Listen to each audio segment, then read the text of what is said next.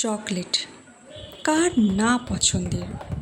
বাচ্চা থেকে বড় সবার ভীষণ পছন্দের জিনিস এই চকলেট। কিন্তু আমার হয়তো একটু বেশিই পছন্দের। কেন বলছি?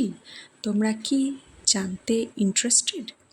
তাহলে চলো আজ তোমাদের আমার একটা সিক্রেট বলি, যেটা কিন্তু আমার বাড়ির কেউ জানে না।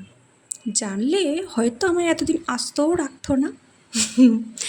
কেন কি আমি যখন ছোট ছিলাম তখন রোজ স্কুল যাওয়ার সময় বাবা টাকা দিত যে যেটা ইচ্ছে হবে কিনে খাবি। তো আমার প্রাইমারি স্কুলের ওখানে একটা ছোট্ট চকলেটের দোকান ছিল। তো রোজ আমি ওই দোকান থেকে চকলেট কিনতাম। আর এটা বলতে পারো আমার একটা গুড হ্যাবিট আমি মনে করি। কারণ কি, যেখানে যেটা কিনতাম সেখানে না রোজ কিনি। তো সেই দোকানটি থেকে রোজ আমি চকলেট কিনতাম, রোজ চকলেট কিনতাম। তো কিনতে কিনতে একদিন কাকুটি আমাকে বলে যে অনামিকা, তুমি এক কাজ করো, একটা খাতা করো, কারণ তোমার স্পেশাল একটা খাতা থাকবে, তুমি এত চকলেট খাও, তাই এই খাতাটিতে তুমি টাকা জমা দেবে আর চকলেট নিয়ে যাবে। বললাম যে আচ্ছা ঠিক আছে। তো কী হতো, এইভাবেই কিনতাম, রোজ কিনতাম, রোজ কিনতাম। মাঝে মাঝে যখন আমার কাছে টাকা থাকতো না তখনও কিন্তু কাকুটি আমাকে দিত। কেন কি, যেহেতু পরিচিত হয়ে গেছিলো, চেনা হয়ে গেছিলো, তাই রোজ আমি গেলেই দিয়ে দিত। তো একদিন কি হয়েছে, কাকুটি আমাকে বলে অনামিকা, তোমার না ধার হয়ে গেছে। তখন তো আমি অনেকটাই ছোট। আমি বললাম ধার হয়ে গেছে মানে? বলছে তোমার 100 টাকা ধার হয়ে গেছে। মানে বুঝতে পারছো 100 টাকাটা তখনকার সময়ে কতটা অ্যামাউন্ট। তো তারপর আমি ঠিক করলাম যে না, আর আমি চকলেট খাবো না। তো তারপর থেকে যে যখন টাকা দিত আমার হাতে টাকা এলেই আমি আগে ওই কাকুটিকে দিয়ে দিয়ে তারপর শোধ করি। তো এই হচ্ছে আমার চকলেটের গল্প। এখন চলো এটার গল্প বলি। এটা কার কার ফেভারিট বলো তো? এটা হচ্ছে ডার্ক চকলেট। ডার্ক চকলেট কিন্তু আমার ভীষণ ফেভারিট।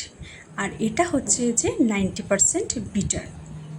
এই যে বিটার 90%, এটা কিন্তু আমি ফার্স্ট টাইম ট্রাই করব। আর এটা কিন্তু হার্টের পক্ষে ভীষণ ভালো। ডার্ক চকলেট হার্টের পক্ষে ভীষণই ভালো। তো সেই কারণেই ভাইকে বলেছিলাম ডার্ক চকলেট আনবি। তো ও 99%টা অর্ডার করেছিল, তো সেটা অ্যাভেলেবেল ছিল না। তো সেই কারণে এই যে 90% বিটার, এটাই কিন্তু ও এনেছিল। And I have no idea about this chocolate. So চলো এটা খেয়ে দেখি। এই যে দেখো, এই এক টুকরো নিয়েছি, এবার টেস্ট করব। এত বাজে খেতে, এত বাজে খেতে, মানে ভাবতেই পারবে না, আমার মুখ দেখে বুঝতেই পারছো এত বাজে খেতে। আর লেখা আছে 90% বিটার, কিন্তু এটা যে এতটাই কষ্টা মানে ভাবতে পারবে না। আর এটা হচ্ছে যে আমি একটু বেশি নিয়েছিলাম, তো এইটুকু উদ্ধার করতে পারছে না, মানে মারাত্মক। ভাই অনেকটা নিয়েছিল ফার্স্টে, তো মুখে দিয়ে ওর বুঝতে পারছে না যে ওটা গিলবো না ওগলাবো, এত কষ্টা। আর ও উচ্ছে নিম পাতা এমনিতেই একটু কম পছন্দ করে, তো বলছে এটা তো উচ্ছে নিম পাতার থেকেও কষ্টা, এত কষ্টা। আর দাঁতে করে কামড়ালে না, দাঁতে যতক্ষণ লেগে থাকছে ততক্ষণ কষ্টার মুখ যাচ্ছে না। মানে এটা হার্টের পক্ষে ভালো, কিন্তু এতটা ভালো চাই না। সিরিয়াসলি আমি তো অন্তত আর বলবো যে তুই আর কোনো দিন আনবি না। উচ্ছের থেকেও তেতো, উচ্ছে নিম পাতা থেকেও তেতো, আর আমি কোনোদিন কিনছি না।